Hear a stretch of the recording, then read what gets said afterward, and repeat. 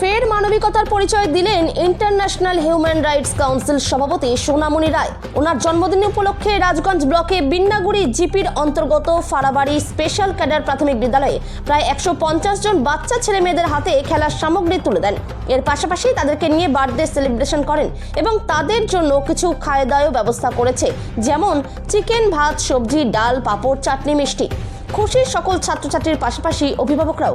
সোনামণি রায় তিনি জানান, বর্তমানে জন্মদিন আমরা বাড়িতে পালন করি, কিন্তু এইবার একটু অন্যভাবে দিনটিকে পালন করতে চেয়েছি। খুব ভালো লাগছে এই ছোট ছোট ছেলে মেয়েদের হাতে কিছু খেলার জিনিসপত্র তুলে দিতে পেরে। আগামীতে যদি সুযোগ পাই এই সকল ছেলে মেয়েদের পাশে দাঁড়াবো।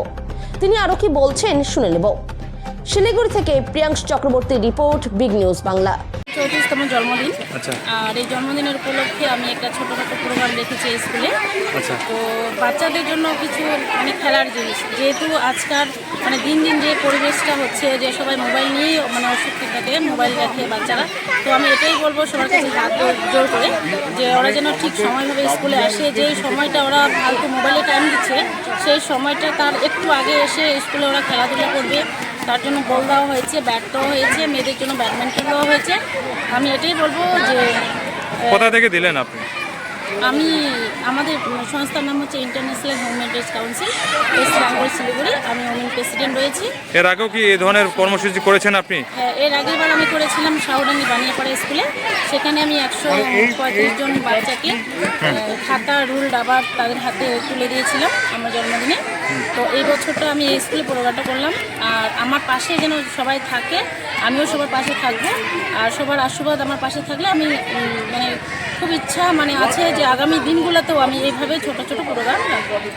কি কি ব্যবস্থা রাখছেন বাচ্চাদের জন্য? এছাড়াও বাচ্চাদের জন্য আজকে মিড ডে মিল এখান থেকে রয়েছে। আমাদের যে প্রধান শিক্ষক রয়েছে ওরা আমাকে প্রচুরভাবে হেল্প করছে। আর আমি এখানে কিছু বাচ্চাদের জন্য, যেটা বাচ্চারা খেতে ভালোবাসে, এখানে কিছু চিকেন দেওয়া হয়েছে, আর সবজি, ডাল, ডাল, সবজি, চাটনি, মিষ্টি। এটাই। ঠিক আছে। আমি আসার পরে আমি গত বছর 27শে ডিসেম্বর এখানে জয়েন করেছিলাম হেড টিচার পোস্টে। তো ইতিমধ্যে 2025-এ আমি এরকম কোনো প্রোগ্রাম পাইনি, কিন্তু 2026-এ আমাদের সঞ্জীব বাবু একজন রিপোর্টার আছে আমাদের স্কুলের প্রাক্তনী আর কি। তো তারই উদ্যোগে এই জিনিসটা সম্পূর্ণ হয়েছে। আমাদের মধ্যে উপস্থিত ছিলেন আজকের ডেটে দীপামণি রয়। উনি আমাদের এখানে সোনামণি রয়, উনি এখানে একটি এনজিও চালান এবং সেই গ্রুপের উনি প্রেসিডেন্ট এবং শিলিগুড়ির মধ্যে উনি সভাপতি হিসাবে কাজ করছেন। উনি হিউম্যান ট্রাফিকিং, নারীদের শিক্ষার উপরে, বাচ্চাদের এডুকেশনের উপরে বিভিন্ন যে এই আমাদের সোশ্যাল ইস্যুগুলো আছে সেইগুলোর উপরে উনি কাজ করছেন। আজকে আমাদের মধ্যে ওনাকে পেয়েছি এবং ওনারই উদ্যোগে আজকে আমাদের বিদ্যালয় আমাদের যত স্টুডেন্ট আছে যারা উপস্থিত আছে তাদেরকে আজকে উনি একটা লাঞ্চের ব্যবস্থা করেছেন।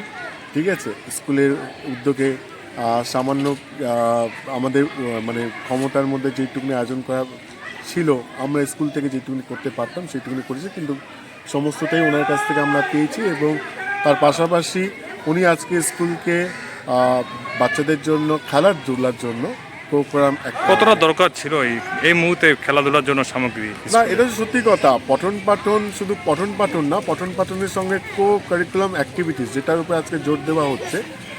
ভারতবর্ষ যদি পরীক্ষা নিরীক্ষা দেখি যে প্রচুর আমরা ট্যালেন্টেড বাচ্চারা বাড়িতে বসে আছে, কিন্তু তাদের কাছে যেহেতু কাজ শেখার নেই তার জন্য তারা সেইভাবে দাঁড়াতে পারছে না। তো আজকের ডেটে দাঁড়িয়ে আমাদের চিন্তাভাবনার পরিবর্তন ঘটেছে। শুধু পড়াশোনা করলেই হবে না, খেলাধুলারও একটা গুরুত্ব আছে, সেটাকে বুঝতে হবে।